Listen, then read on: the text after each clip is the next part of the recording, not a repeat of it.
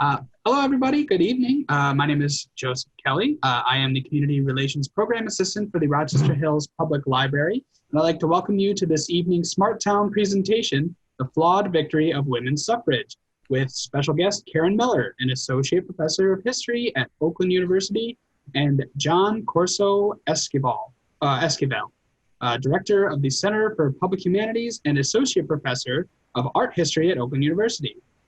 Also joining us is Tiffany Dzerman Sasaki. Thanks a lot. The Community Relations Specialist for Rochester Hills Public Library. And as we get started, I'd like to give a quick thank you to the Friends of the Rochester Hills Public Library for supporting our programs with their many fundraising efforts. We greatly appreciate their support. We encourage you to register for our other upcoming programs by visiting calendar.rhpl.org. This Thursday at September 10th at 7 p.m., we'll meet here again on Zoom for Dementia Conversations, Driving, Doctor Visits, and Legal and Financial with Rick Bloom from the Alzheimer's Association of Greater Michigan. Tonight's presentation is from Smart Towns, which is a community-wide lifelong learning program sponsored by several community partners, including the Rochester Hills Public Library, Rochester Avon Historical Society, Rochester Hills Museum at Van Hoosen Farm, Oakland University, Rochester University, Meadowbrook Hall, and Ascension Providence Rochester Hospital. For more about Smart Towns, visit smarttowns.rhpl.org. This evening, all attendees will remain muted throughout the program, and cameras will remain off as much as possible to avoid any inadvertent disruptions during the presentation. If you have a question for the presenters, you can please feel free to ask it by typing into the chat box, or you can just send that in and we will keep an eye on that. We'll select questions from the chat to ask at the end of the program once we open up the floor for questions. And this program will be recorded. It will be available to view on the Rochester Hills Public Library website and YouTube channel next Tuesday. So please welcome John Corso Esquivel to introduce our program tonight. Thank you so much. I appreciate it. And welcome everyone to our first live event for the Center for Public Humanities at Oakland University for our 2020-21 academic year. I am John, and I'm the director of the Center for Public Humanities, and I'm also an art historian at Oakland University. For this year, for the Public Humanities theme, we picked for our very first theme the idea of care. And we started this program already on our social media channels with a program called #WordsForResilience. And this features original poetry and favorite literary quotes to help us through the pandemic. And that's being edited by Assistant Professor Katie Hartsock in Creative Writing and English. So please do follow our program Words for Resilience on Facebook, Instagram, and Twitter. And I just wanted to give a quick heads up to our next event, which is October 12th, also online. That's called Creativity and Community During COVID-19, a look at Chinese social media. And this is by Bowdoin College professor Belinda Kong, and it looks at the really creative, oftentimes humorous ways that people in China have been using social media to get through the pandemic. So please join us for our next event. Today's event, we welcome Professor Karen Miller, and this is, of course, to celebrate the occasion of the centennial of the ratification of the 19th Amendment, which happened last month. I'll start with a very quick format overview of today's talk. First, our Center for Public Humanities board member Dan Clark, Professor of History, is going to introduce our guest. And another board member, Professor Dominique Daniel, a professor of Kresge Library, will be moderating the live chat, so please participate in the chat throughout, and our chat discussion will be the source for our questions. Professor Miller is going to start with a 10-minute presentation, and then we're going to follow it with 5 minutes of Q&A. We're going to repeat that for another 10 minutes and then another break for Q&A and a final 10-minute presentation with 5 minutes in Q&A. And the idea is for us to have a more dynamic and engaging format for this online Zoom meeting. A lot of people have supported this event, and I wanted to thank them very briefly, particularly the Department of Women and Gender Studies at Oakland University and the Center for Civic Engagement. Thanks for your support. This program is offered in collaboration with Rochester Hills Public Library and Smart Towns. And I'd like to thank Tiffany Stoizicki and Joe Kelly at Rochester Hills Public Library and Smart Town collaborators, in particular, Professor Frank Cardeman and Mary Eberlein. Thank you. And thank you to everyone's here. And I'd like to give a particularly warm welcome to OU President Peskovitz, who's on the call, and Dean Shively, and many others wonderful guests. Thank you so much. And I'll turn it over to Dan now. Thank you. Thanks, John, and welcome everybody. It's my pleasure to introduce Professor Karen Miller, tonight's speaker. I've known Karen as a colleague and friend for 25 years, and she is the go-to person for detailed information about just about any topic. I think we're in for a treat tonight. Karen teaches at Oakland University in the Department of History. She broadly studies American political identity and public policy making in the 20th century. Her first book examined the Republican Party's response to the creation of the League of Nations. And this work explored how the Republican Party used foreign policy issues as a tool to manipulate party solidarity. Although trained as a diplomatic historian, her research over the past decade has focused on the 20th century history of Detroit. She's currently finishing a book that examines patriotism and political conflict in Detroit during World War II. So let's give a virtual round of applause for Karen Miller. Hello, thank you for inviting me tonight. It's a pleasure to, it's a particular pleasure to be the inaugural fall speaker. I'm gonna switch to some slides that I have, and hopefully those illustrations will help to guide us through for the next bit. There we go. We're good? We're good. Okay. This talk is actually part of a much larger conversation that I've been engaging in a number of venues about the larger question of citizenship in the beginning of the 20th century. That we have to remember everything that I'm going to be talking about tonight, which is primarily about the situation for African Americans and the 19th Amendment, in fact, is paralleled in other areas, that there's a huge tumult over ideas of women immigrants being able to get the right to vote. And so this is a larger debate about who gets to call themselves an American and who gets to be included in American culture and American thought. My thinking on this subject really changed in 1996 when I read Glenda Gilmore's book, Gender and Jim Crow, which was about how African-American women in North Carolina negotiated the whole process of the right to vote at the beginning of the 20th century. And ever since reading that book, it's really, I've really changed the way that I approach the question of women's suffrage and the 19th Amendment, and seeing it in a much larger context of this debate over who gets to be a citizen and who gets left out of citizenship.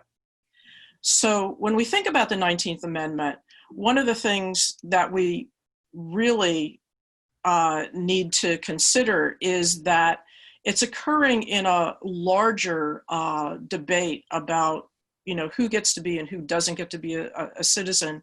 And at the same time that we see this expansion of people being included in citizenship, we also see very stringent efforts to exclude people from citizenship.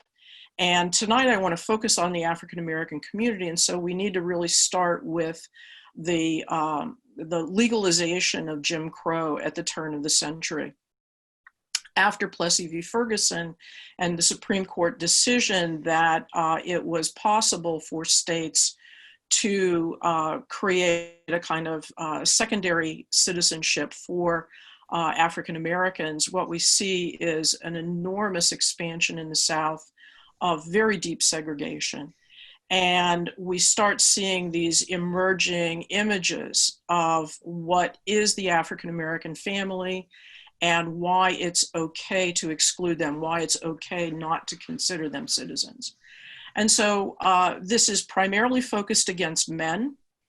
It has a lot to do with the economic status of most African American families, because most African American families at this time or the largest percentage of African-American families are in some way involved in sharecropping, this is a form of livelihood that really doesn't allow people to earn much of a living. And so often what we see tied to sharecropping is this problem of the male bread earners going off and sort of separating themselves from the family for long periods of time to go do cash work in doing forestry or working in a factory or doing construction or just doing day labor. And so increasingly what we see in the South, and this accelerates at the beginning of the 20th century, is more and more female-headed households. And that really violates a lot of American ideas about the sanctity of men as the head of the household. And Professor Miller, I'm so sorry, you're talking about an important topic. May I just ask you to please hit the play from current slide view? Sure. Great, thank you. I'm sorry, I was not aware it was not working. Thank you. No, we're in the ether world, Okay. so thank you very much. Yes, this is, sorry, technology.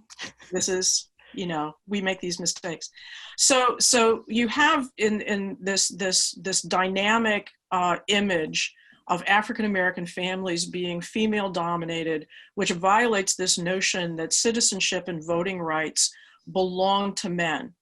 And men are sort of legitimate in their voting power because they represent these larger communities. And so sharecropping not only economically undermines African-American families, but it also helps to justify the idea of white supremacy and the legitimization of removing men from the vote. That also with Jim Crow, we see a very significant expansion of laws at the state level that are designed to exclude African Americans from the vote, so that we see poll taxes being imposed in states. And I'll point out, when you have poll taxes, they are not just for that year, but if you have not paid your poll tax for 3 years before you can vote, you have to pay all the back taxes and any fines that might be associated with that. And so it's designed to be this extraordinary financial burden to prevent African Americans from voting. And that we see grandfather clauses, that if your grandfather did not vote, you're not eligible to vote. We see literacy tests and other kinds of kind of citizenship tests being imposed in general very unfairly against African Americans, but also in some communities against anyone who's poor. But also we see escalating levels of voter intimidation. And so the second photo that you see here is actually a group called the Red Shirts. And this is actually from North Carolina in the 1890s. And they were an organization that had ties to the Klan, but also operated very specifically around questions of voter intimidation. And so what these men would do is they sort of organize themselves. They would wear, unfortunately you can't see in this photo, bright red shirts that were sort of military often in their cut. And they were there to guard the polling places. And any white person who would come to vote would generally be welcomed and would be sort of shown where to go to sign up and to actually cast their ballot. If you were African American, you would be convinced that you should not come. And that could extend to people being dragged away and beaten. And so it was extraordinarily difficult for African American men to exercise the franchise. And this is a very deliberate action, that the idea is that we are going to remove African Americans from the voter rolls in as systematic a means possible. And in fact, in most counties in the South, this actually does happen. So we see this purging of men who are previously maybe had been voting and now are being cut out of the system. And this is the background that African American women are going to be addressing in this context. And so they're trying to figure out how to restore the vote to their husbands and their fathers and their brothers and they're figuring out how they can negotiate this terrain using their status as women. And so beginning in the 1890s, we see this very strong push on the part of African-American women's organizations towards dealing with this question of voting and citizenship and trying to restore the status of African-Americans, particularly in the South, but also throughout the whole country. And so this is the background for a lot of what I'm going to be talking about tonight. Now, the next thing that I want to sort of shift to is, where we are in 1915, which is a point where we see a major change in the strategy of women's suffrage. Suffrage in the United States is primarily controlled at the state level. It's the states that determine the process of registration for voting. They're the ones that conduct elections. So all of the basic rules of how voting proceeds are done actually at the state level. And so states have the power to enfranchise women without any kind of instruction from the federal government. And so even before the 20th century, we have 4 Western states. These are the 4 lightest colored states, are the first to actually give women the vote. And then gradually we will see other neighboring states giving women the right to vote. And this movement is seen as a kind of slow, steady. If you look at the dates and sort of follow the process of the movement, this seems like a very kind of slow, steady, but escalating success. But there are problems with this. First of all, when we look at these states, for the most part, they have not given women the vote for all the same reasons. So there's not a single pattern that a political movement can follow. So what occurs in Utah is not necessarily going to work in California or in Washington state, that the reasons that state legislatures finally give women the right to vote varies enormously from one place to another. And the other problem with this is that these are all frontier states. These are all states that have very light population. They represent a small element in terms of the House of Representatives and in the Electoral College. And so the political power of these enfranchised women is muted significantly. And so women's suffrage organizations, as they're looking at this idea of trying to expand suffrage, they're having difficulty finding kind of lessons from these experiences to then continue this movement forward. And so in 1915, the women's suffrage movement is sort of on this cusp and reorienting a lot of its strategy. So why don't we take a break right now? And if people have questions, I would love to try to answer them. Thanks, Karen. There's one question from John, who would like to know why there were so many different state paths to suffrage for women. Is there a lack of national coordination, and why so many differences? Part of the problem is that there's really no organization that is providing a kind of central direction. So both the American Women's Suffrage Organization and the National Women's Suffrage Organization are not really creating a kind of plan of a single path. So that's part of it. But also it's the kind of weird dynamics of these states. I mean, Wyoming pretty much gives women the right to vote. They see it as a way to encourage more women to move to Wyoming. In Utah, the idea is the Mormons are really in favor of giving women the right to vote because proportionally there are more adult women Mormons than there are male Mormons. And so the idea is that the Mormons have is that they will actually gain political strength if they enfranchise women relative to all the other groups inside Utah. And, you know, in some cases, the movement takes on a kind of anti-Chinese tone. In others, it will be very kind of liberally progressive. So it really varies enormously from state to state. The historian Rebecca Mead has written a really interesting book on how each of these states sort of changed the kind of pattern of how we did this. There are people that, you know, the NASA, when finally the national and the American organizations merge into a single one, they actually send people out to help, and they actually try to, you know, put some kind of sense of organization on all of this. But so much of this is really due to local prejudices and local sensibilities about, you know, who we want to consider part of us in Washington State or in Montana or whatever. There's another question from Ruben, who would like to know, in terms of the timeline, there's quite a bit of time between the first and the last state that you showed on the map, at least, to give women the right to vote. So why such a difference? Part of it is, you know, the first states, and excuse me, can you all see the slides right now? We can go back to the map. Share screen. Yeah. So if we go back to the map, yeah, I mean, you know, Wyoming really, I mean, they're trying to figure out how to get women to move there.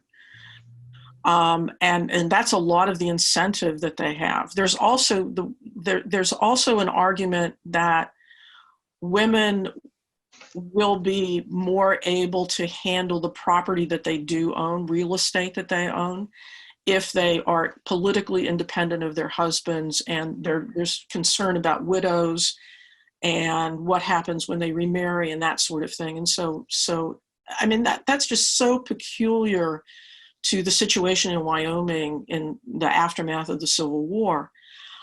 There's a fairly long gap then as the other Western states come in the 1890s, and they're all states that are sort of, you know, involved in these questions of sort of internal political disputes and trying to different groups trying to, you know, maintain an edge.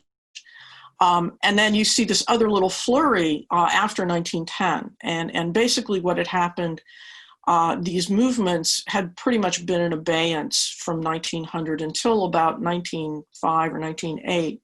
And then we start seeing groups like NASA coming in and trying to find proponents of women's suffrage, particularly women proponents of women's suffrage, who can help them to start these programs of trying to get these through the state legislatures and so on. So there is this flurry that has begun with 1910, and the hope is that NASA will figure out a way to expand this even further. I hope that answers your question, Ruben. Yes. Well, I can't speak. Sorry. You can put another question in the chat if I totally, you know. A lot more questions. Yes, you said yes. A lot more questions have come in. Maybe I can do just one, and I'll keep the other ones for the next section, because I think we will actually answer them in the next section. So David was asking, was women's suffrage important in partisan rivalries in Western states? Was it a big partisan issue? Generally speaking, the answer is no. These are all states where the dominant party is the Republican Party. And so it's more, generally speaking, the disputes are more about factionalism within the Republican Party than they are Republican versus Democrat. And Nevada is kind of an exception to the rule, but Nevada almost always is. So God bless the people of Nevada. So it's not so much a kind of traditional partisanship that we see playing out here. It's more these sort of bizarre state dynamics that are operating. Thank you. So as I said, we'll keep the other questions for the next section. Okay. Okay. So in this situation, NASA, which is the largest, the best funded, the most organized women's suffrage organization in the country, which has its headquarters in Washington, D.C., it decides that it really needs to sort of recast its national strategy. And the primary architect of that is going to be Carrie Chapman Catt, who is president of the organization again. She had been president, had stepped down for a while, and comes back in 1915. And so she's been involved in a lot of the debates. Other women have been very active in this. But Catt will argue that, yes, we do need to continue this state-by-state effort. We need to keep sending people out into the states. We need to learn as much as we can from every example and see where our victories can be applied to other places. And their idea is essentially to go state by state from west towards the east and hopefully be to the Mississippi River, within a decade. However, there are some states that are just going to be horrible, where anti-women's suffrage is so well ingrained that it's going to be extraordinarily difficult for any kind of local organization to get something through the state legislature. And the 11 states that seceded from the United States during the Civil War are going to be key in this, that the politics of the former Confederacy is basically the politics of trying to maintain the status quo. And this is one reason why segregationist politicians are so opposed to African Americans getting the vote. There's a fear that they might ally with poor whites, or they might find other factions, or they might somehow be able to chip away at the Democratic Party's power in the South. And so if you take away their right to vote, they can't do that. And so generally speaking, in the South, it's very hard for anyone to get the right to vote who's not already sort of in the community of voters. And the idea is to kind of ossify the electorate and to ossify the notion of citizenship. And so that certainly includes African Americans, but it also includes women. Women are seen as too much of a kind of wild card in the politics of the South. And so there's an enormous amount of resistance in these states. And so Catt argues that if you go state by state, then you have to accept the idea that women in some states are never going to get the right to vote.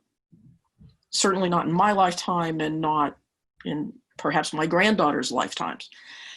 And so that really escalates the push for another effort to get a national amendment. This is something that has come and gone really since the 1870s.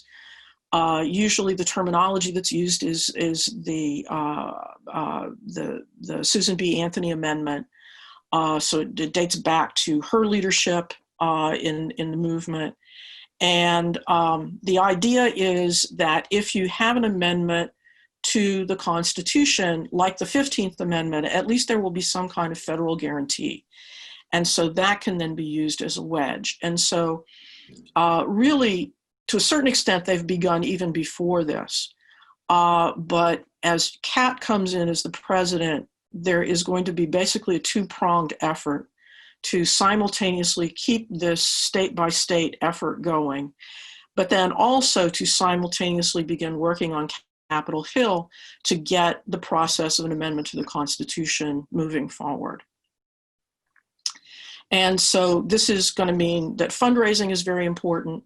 It's also going to mean that Catt has to start looking for allies, because NASA at this point is really pretty much characterized by college-educated, comfortable, affluent women, that there's a certain kind of social class here that really dominates NASA, and that there just aren't enough numbers for them. They need to find allies outside of their sort of tight framework. Catt actually will be very important in terms of linking with the labor movement in places like New York State and sort of tapping into women's efforts to unionize in the various cities, and sort of create alliances between those movements and the suffrage movement. And so that becomes the heart of the movement to get suffrage in New York State.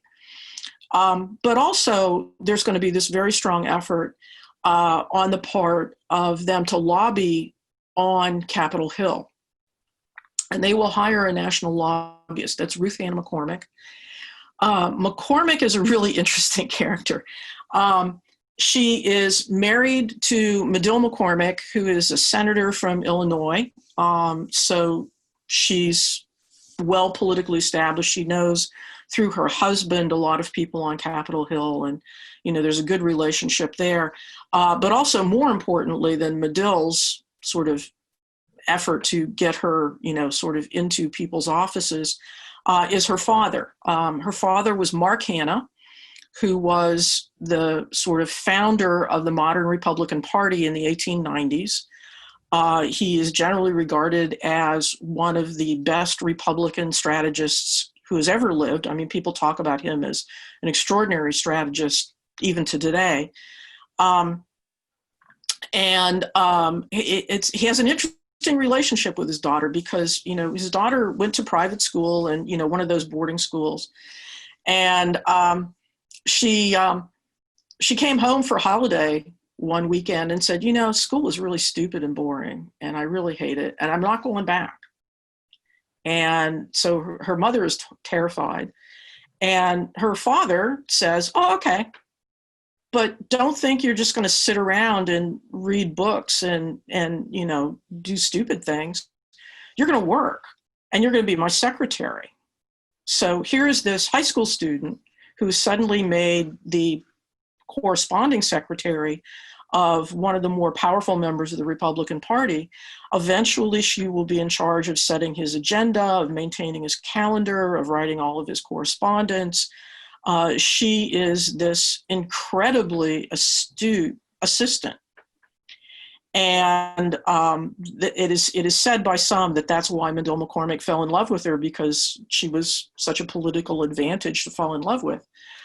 She is sort of charming in her own way. But she's hired to be the chief lobbyist for NASA. And she knows where all the skeletons are. She knows everybody's weakness. She knows how to make deals and how to trade stuff. She knows who to invite to dinner parties at the same time. And she's just really brilliant. And she is much of the reason that we finally do get some significant movement forward in Congress in context of World War I. And so we have this perspective that is politically very astute. But I want to point out both of these women are very much molded by the ideas, the cultural ideas, the cultural principles of the white, educated American professional class at the turn of the century. And so their default direction to move forward is always going to be according to those cultural values. And that's going to create some tension. And so what I want to sort of point out is some of the groups that they're going to be tense with. Now, I have to say, these are not horrible racist people. These are folks who try hard to get along, and it's hard to find a lot of evidence of overt racism at the leadership level. There's a lot of unintended racism. There's a lot of kind of not getting it.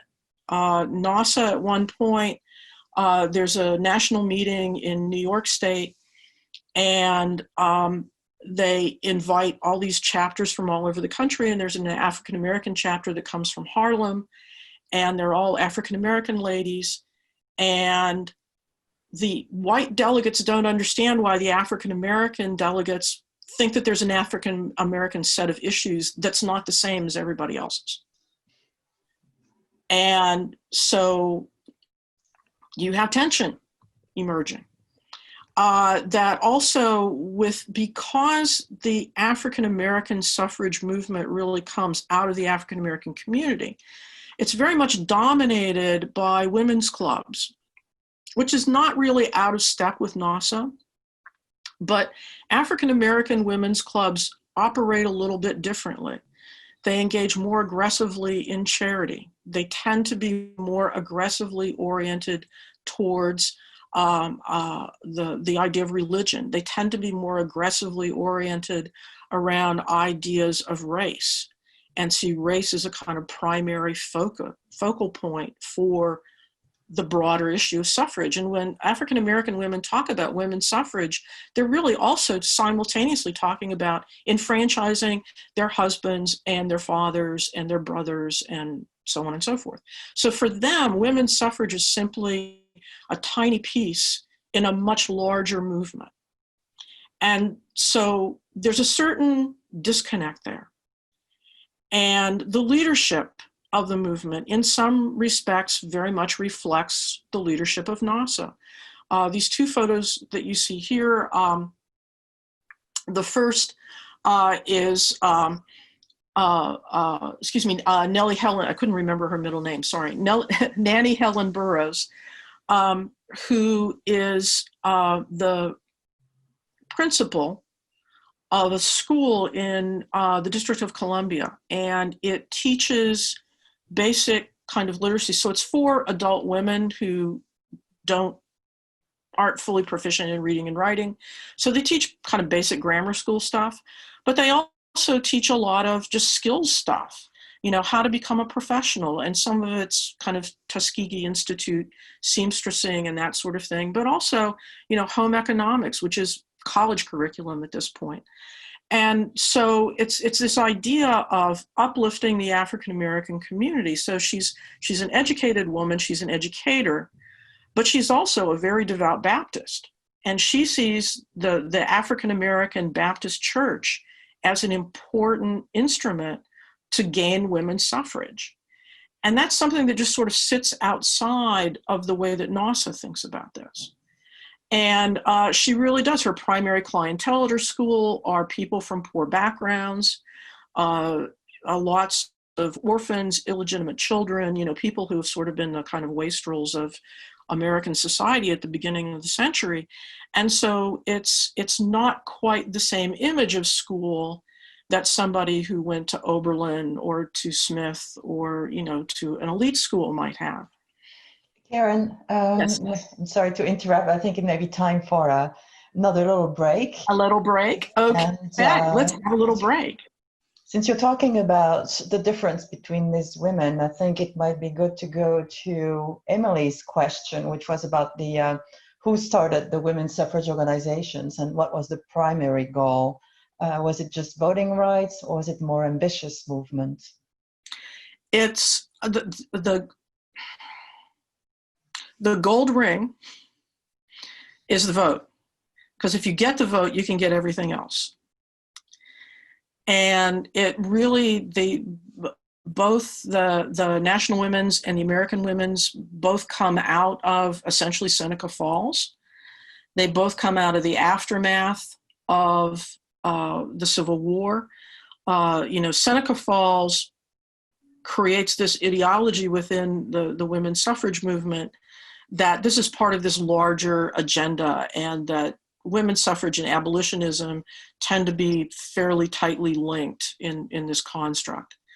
The Civil War kind of breaks that apart, because once you get the 14th and then the 15th Amendments, which give, you know, protect the rights of African Americans and former slaves in particular, but don't specify women, is seen as a kind of breaking point. Some of these women are far more tightly tied to the Republican Party and Republican Party politics. They tend to shift in the direction of the American Women's Suffrage Organization. The women who are looking more broadly at the kind of legalistic they're not exactly bipartisan, but they're not so much looking at this as an instrument of the party, tend to drift towards the national women's struggle. And when they merge right at the end of the century, the idea is that what we want is the vote. And if we get the vote, Then there's going to be these other things that come in, the right to run for public office, the right to get a license to practice law, the right, all of that other stuff will start falling into place. Thank you. There's another earlier question from Sally, who was interested in learning more about the Mormons' support for the vote for women. How come they did support the women's vote, and when and why did this change? It's kind of bizarre, and I don't know of a book about this, or I would point you to somebody else right away. It seems to be the kind of, okay, I'm going to get yelled at for saying this. It's kind of the goofy politics of, states coming into being. And there are key Mormon politicians who say, if Mormon women can vote, they'll all vote for Mormon agendas. And that's really all that's important, is the Mormon agenda. And so this is not about, we think women are equal and they deserve the right to vote. It's like, we think that our religion and our society, our Mormon communities will be better defended if women have the right to vote. So it's kind of a bizarre thing. And and you see a very kind of similar pattern in Idaho. That's the one other that sort of replicates that. And as the states become more established and more complex in their politics, then that starts drifting away. And I think a lot of politicians realize that women don't necessarily vote the way the adult males in their family vote. So I think that in many cases that can create a kind of shifting away from that sort of support. But yeah, I don't know that it lasts that much longer than when they actually sort of, get the suffrage up and running. And then I think the support dissipates pretty quickly, I think. Thank you. Mm-hmm. Another question from Michael, who mentions that you talked about African-American women's group in Washington, D.C. and Harlem, and were there other such groups around the country? And a related question from Shannon, what role did the Detroit African-American Women's Club play? Okay. There, in the 1890s, Mary Church Terrell, who is a very influential organizer, both for the African-American rights and kind of racial politics, but also for women's suffrage. She's a very strong advocate of women's suffrage. She helps to create the National Association of Colored Women's Clubs.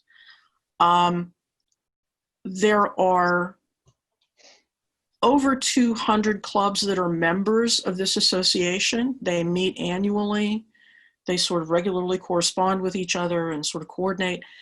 But in fact, there are probably significantly more if you start looking expansively. These are just the women that want to be in the national organizations and talk to each other. But a lot of communities will have these sort of small independent, and they might change dramatically from one decade to the next. So they might be founded to help organize a new church and to help build a new building. And then once the church is up, then they're starting to look it up, and then they might shift to another topic. And so they might change their name and that kind of thing. So these organizations, these clubs can be pretty fluid. And generally speaking, they don't have an enormous amount of money, but they tend to have a lot of local influence. And that influence is more social than it is economic, but, they're the ones that, if somebody's, house gets burned down, they're the ones that are going to fix you. They're the ones that are going to figure out where you're going to live and make sure that your kids are okay and all that kind of thing. So socially, they are extraordinarily important in their communities. Even some of them actually do have a fair amount of money, but most of them not so much. Wide range. Some of them are really about public service. Some of them are about education. Some of them are really offshoots of church organizations, so they tend to be very church-oriented. And it's a huge range. They're almost anywhere you see an African-American community, there's a strong likelihood you're going to see at least periodic women's clubs popping up and then maybe disappearing, maybe not. And some of them basically are still in existence through this, they're formed in the 1880s, and they're still very active and influential in the 1920s and 1930s. So it's a kind of broad spectrum in terms of this. But yeah, what we would think of as middle-class African-American women belong to at least one club. And some belong to many, and in a lot of cases, women who we don't necessarily think of as middle class, but people, successful dressmakers, which are by early 20th century standards are still kind of working class, but they tend to belong to these. So it's that ability to kind of make your position in society makes you want to join with these other women who are often like-minded, and they're social as well as they are political or whatever, however, that's defined very broadly in their agenda. But yeah. That's fascinating. I think it's time to go back to the next section and final section of your talk, and then I hope we can have enough time for another Q&A session, because there's at least one other question I haven't addressed yet. So we have this idea building of independent women's groups. This is also the same period that we see the development of women's sororities on campus. Sororities are all publicly oriented. They're about providing services to the community. They tend to be educational or kind of, poverty intervention. But then they go across generations. So once you graduate from Howard, this is a Howard University, Delta Sigma Theta. Once you graduate, you're still a member, and you continue to be a member 20 years later or 30 years later. And you're in this community that crosses from one campus to another. And so these institutions are also helping to advocate for this idea of women's suffrage. Now, the real shift in terms of the strategy begins a little bit earlier than when Kat becomes president again of NASA.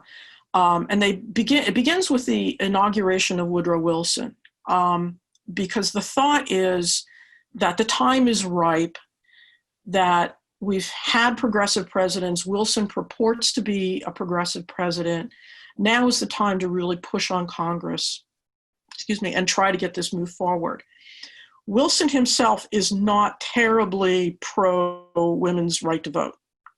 He says very disparaging things about women and their ability to engage in political life. And so NASA will decide that it's going to sort of push. And so the day before his inauguration parade, they have a parade following the same parade route in Washington, D.C., to sort of show him that, we're here and we're not going to go away, and this is us. And Ruth Hanna McCormick is then going to every office she can find on Capitol Hill. And I just want you to note the iconography here, that as as NASA is pushing this, and they're thinking very deliberately about what is the parade going to look like, and how are people going to be dressed, and what kind of cultural symbols are we going to be appropriating here. And it's pretty much, in this poster, that it's very European centered. It's Inez Mulholland is the woman who's leading the parade on this white horse, that the women are generally dressed in white, which is a kind of typical kind of purportment. You also have women dressed up in kind of Greek and Roman costumes who are doing political theater in the parade and on the side of the parade. And so it's a very sort of Eurocentric, college-identified, college-oriented thing. And they are concerned about the image of this. And so when African-American women want to march in the parade, there can be problems. The sorority that you just saw, is they're getting ready to march in this parade, and there's all this like, well, that's okay, you don't have to come, that's all right, we have enough people marching and it'll be all right, you don't have to. And it's like, no, we're coming. And so they're at Howard, so it's really easy. And you have that, Ida B. Wells just kind of shows up and inserts herself from the sidelines into the Illinois delegation. And, once she's there, nobody says you can't be here, go, so it's not overt, but the organizers of this march don't want to ruffle feathers, and they're afraid that if you include too many groups that are scary, like African Americans, that it's going to be problematic. And so poor people and who have been active in the women's suffrage movement, African American folks, find that they're not being completely shut out, but they're not being invited in entirely. And so as we look at this, kind of iconography of how the whole process works, when, the Women's Party is demonstrating in front of the White House, and, they want graduates from Stanford, and, and so you wear your university sash as you're standing there with your picket signs. They're not crazy when people from Howard show up, or other historically Black colleges. They don't tell them to go away, but this is not the image that they're trying to cultivate. And so we see this sort of fundamental problem even as we move forward. And in fact, it does pretty much. This is an incredibly successful political movement that, if you consider that it really, really takes off in 1915. And still a majority of women are living in states where they can't vote. But by May of 1919, the House of Representatives passes an amendment, despite the fact that there's a lot of opposition to it. And the Senate, just a month later, then passes the amendment. And it takes a little bit more than a year. By August of 1920, excuse me. By August of 1920, we have enough states to actually ratify it and put it into the Constitution. This is, when you think about how long they've been working on this, to suddenly have this propulsion of states in this very short period of time really is impressive. It's an impressive political feat. But then that leaves the question of, well, okay, we have the vote, now what? And we have the vote largely because of this imagery that this is about classical Western culture. This is about democracy going back to the Greeks. And so we see that same kind of conundrum that Kat goes on to, I think I just disappeared. Did I disappear? There we go. Sorry. There is a poster. It's a great poster. But it really is, it's a get out the vote drive by Carrie Chapman Catt, and she wants to get people to register to vote, women to vote. And it handles all these allegories of Western culture. And with that, you see this problem of people who then show up to register to vote.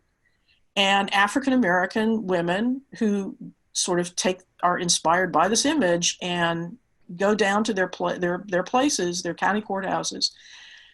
They have to do it in groups because it's dangerous to go alone.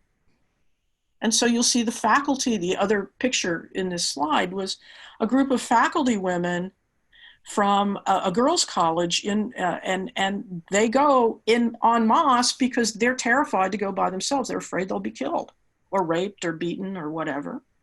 And we see this throughout the South, that educated women in some cases will be successful, but in more cases will not, because the folks who don't want African Americans voting don't want African American women voting either.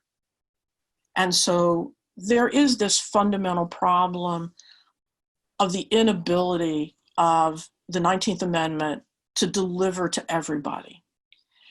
And so I think we have to keep that in mind as we talk about this success. So thank you very much. And hopefully we can answer a few questions at the end, and then we're done. Yeah, there are some more questions. Let's see, this one from Maura. I'm not sure I'm pronouncing the name right, and I'm sorry, but can you name men that were publicly supporting the movement? There were.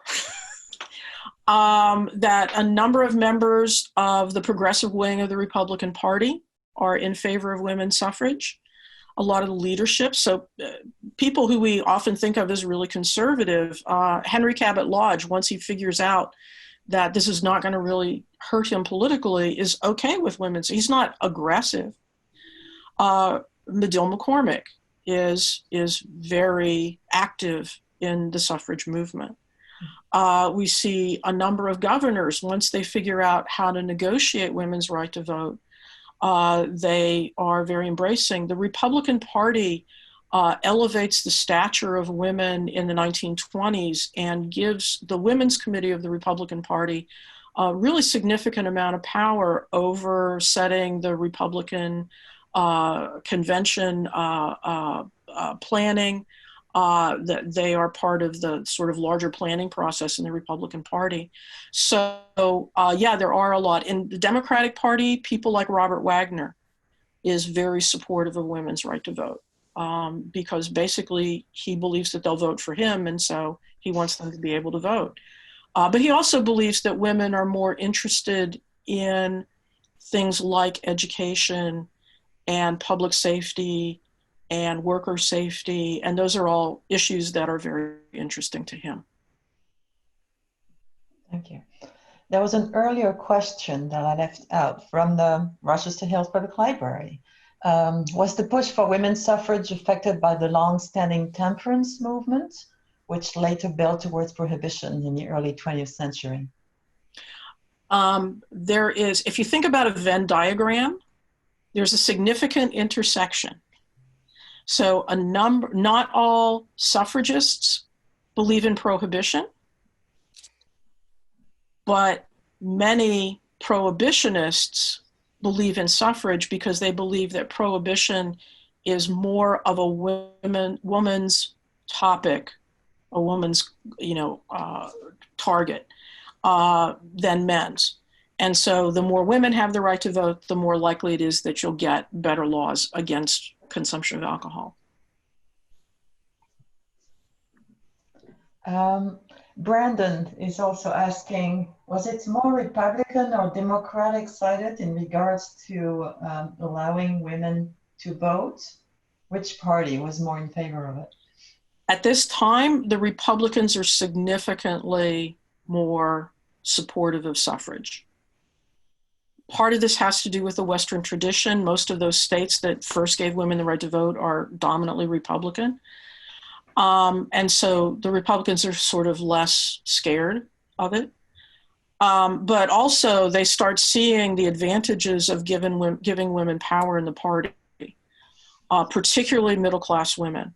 So in the 1920s, actually, we have significant evidence.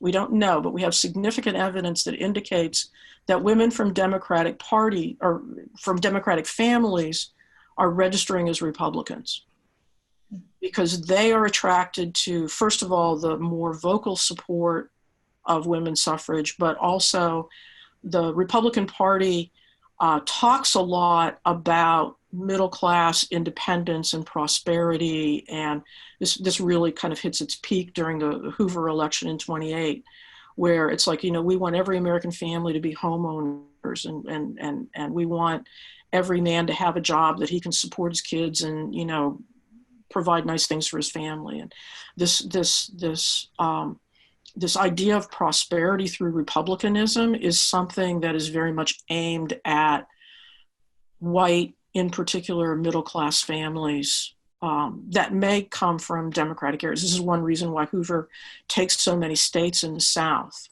is because he has so much women's support in these states where they're finally, by 28, getting the right to vote. David also asks, among the methods, tactics used by suffrage leaders, which do you see as having been the most effective and why? I'm kind of nerdy. I kind of think it was Ruth Handler McCormick taking people to dinner and, saying, well, wait a minute, we could probably make a deal. I'm sure that, I could persuade so-and-so to vote a certain way on this piece of legislation that you really want. I think she's brilliant. She's not always a nice person, but she's kind of funny and, cool. I think, this kind of shaming of Woodrow Wilson, ultimately women start chaining themselves to the White House fence and carrying these really ugly signs, calling him Kaiser Wilson and talking about what a horrible person he is because he's denying democracy when he's, talking about how this is a war to save democracy. And he's not letting women vote. And how can that be democratic? And so the fact that that's going on probably makes Ruth Handler McCormick's work a whole lot easier. And the fact, I would say, the African-American women who are sort of constantly pushing the envelope. There's more questions coming, but I don't know how much more we can go. Shall I continue, John? There's couple more questions. John's in charge. Great. I think if everyone's willing, we could do maybe two more minutes and we'll call it a night. Okay. I can do that. There's one question by Jasmine. She wanted to know you mentioned that the summary of the presentation mentions what women's suffrage failed to achieve, and what did it fail to achieve? Being less inclusive, shutting out African American groups, or something else? I think it's to me it's the less inclusive aspects of it, that they're really not able to, to figure out how to negotiate this. And I will say, I've said pretty positive things about the Republican Party in the 1920s, but, later on in the decade at the same time, they basically agree that, no, we're not going to seat African Americans at the Republican National Convention in 1928. And because they're interested in courting white voters. The Democrats, by the way, in the 30s really, they understand, but it just takes them a little bit longer to get, sort of absorbing.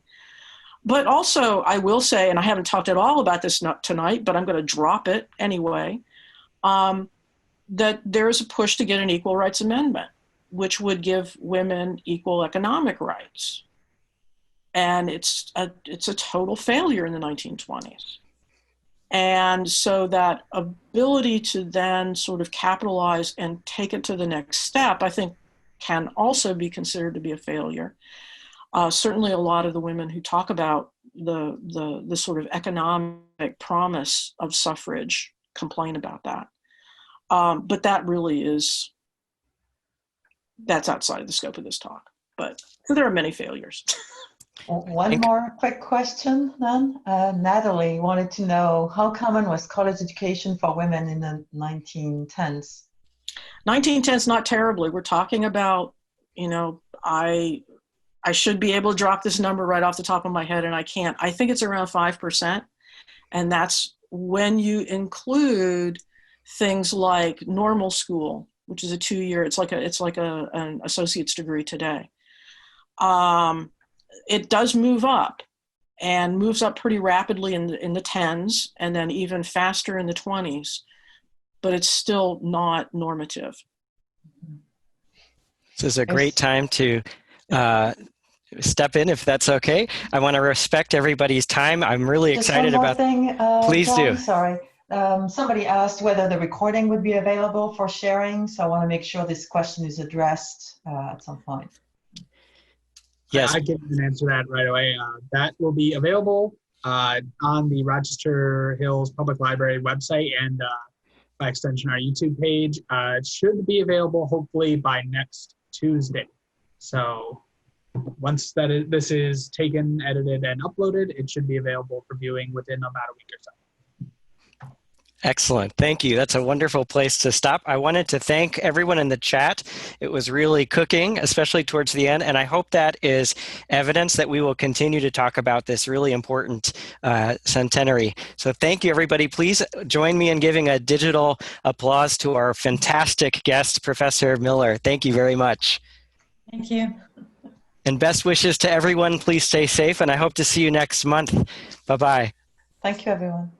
Thank you, everyone. Thanks, everybody, for helping me along and putting up with my tendency to yammer. That's great. No problem.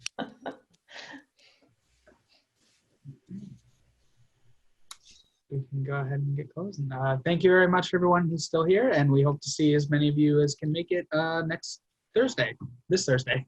All right. Have a good evening, everyone. Thank you. you. Good night. Night.